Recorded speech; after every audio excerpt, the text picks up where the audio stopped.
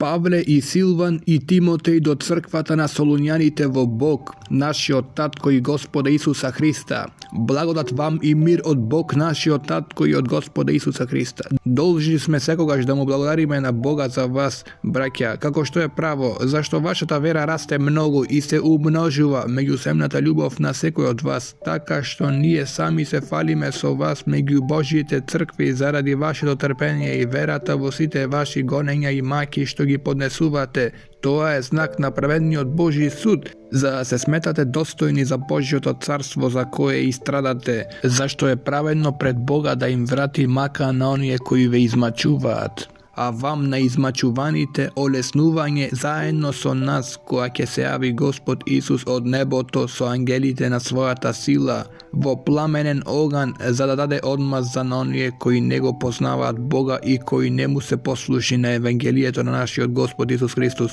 кои ќе бидат казнети со вечна пропаст далеко од лицето на Господа и од славата на неговата сила, која ќе дојде во оној ден да се прослави во своите свети и да му се восхитуваат сите верни, зашто вие му поверувавте на нашето сведоштво. Затоа и се молиме секогаш за вас, нашиот Бог да ве смета достојни на звањето и да ја исполни секоја добра волја во добрина и делото на вашата вера во сила, за да се прослави името на нашиот Господ Исус во вас и вие во него, по благодатта на нашиот Бог и Господ Исус Христос.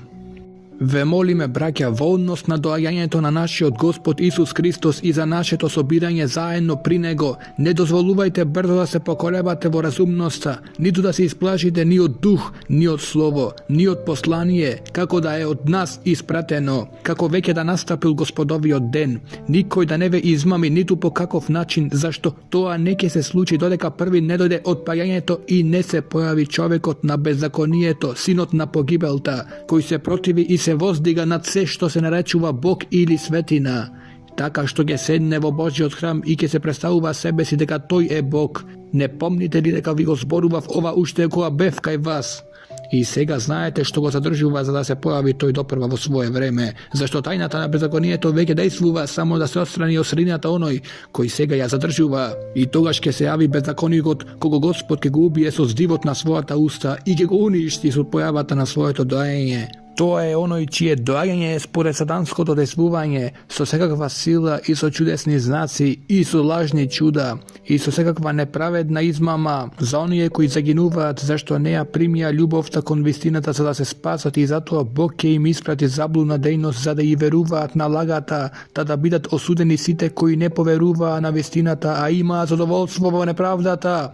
А ние сме должни секогаш да му благодариме на Бога за вас, браќа, од Господ возлюбени, зашто Бог ве избра од почеток за спасение преку осветувањето на духот и вера во вистината, на кое ве призва преку нашето Евангелие, за да ја добиете славата на нашиот Господ Исус Христос. Тогаш, браќа, стојте цврсто и држете ги преданијата што ги научивте од нас, било преку слово или преку наше послание. А самиот Господ наш Исус Христос и Бог нашиот Татко, кој не возлюби нас и ни даде вечна утеха и добра надеж по благодатта, да ги утеши вашите срца и да ве утврди во секое добро дело и слово.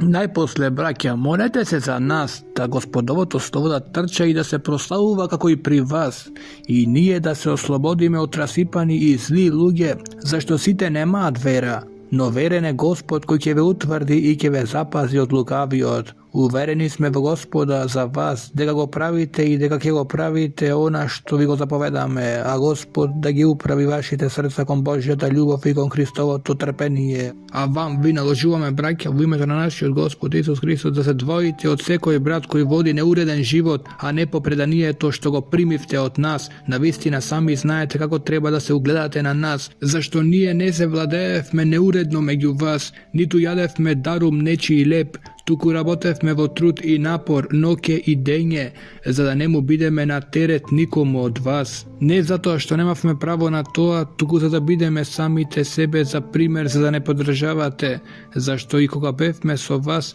ви го заповедавме ова: ако некој не сака да работи, нека и не јаде. Имено, слушаме дека некои меѓу вас живеат неуредно, ништо не работат, туку се занимаваат со празни работи. На таквите им заповедаме и ги опоменуваме во Господа Исуса Христа да работат мирно и да го јадат својот леп.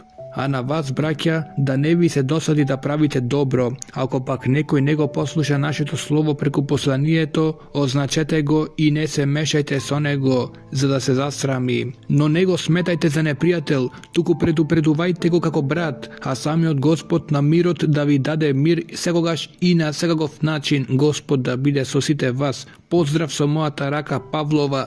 Тоа е белег во секое послание, пишувам така. Благодатта на нашиот Господ Исус Христос да биде со сите вас.